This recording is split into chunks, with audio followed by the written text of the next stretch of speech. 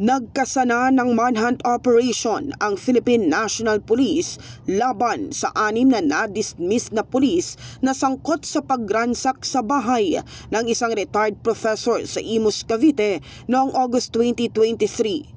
Batay sa kuha ng CCTV, makikita ang mga pulis na bitbit ang mga gamit tulad ng gulong at rim ng motor mula sa bahay ng dating guro. Filean din po sila ng criminal case. At na-dismiss na po itong mga pulis po na ito noong October 2023 pagkatapos kumpirmahan ng dating GPNP yung kanilang dismissal from the service po. However, nung lumabas po yung warrants of arrest against sa 8 po na dating pulis ay wala na po sila sa custody ng PNP after po ma-serve sa kanila yung kanilang dismissal order. So nagmamanhunt operation na po sila, katuwang po yung CIDG para po malocate at mahanap po itong 6 na nagtatago na po ng mga dating pulis.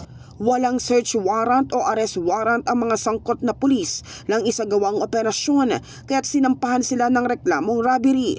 Bukod sa 6, may isa pa silang kasamahang naaresto at isa naman ang nakapaghain ng piyansa. Out of the 8 po na pinangalanan dun sa warrants of arrest, isa po ang naaresto doon ng CIDG sa Lucena at kasalukuyang pang nakakulong. Yung isa po doon na nag-iisang babae ay nakapag-bail na po. In the heart of changing lives, ito si Brigada Kath Austria ng 105.1 Brigada News sa FM Manila, the Music News Authority.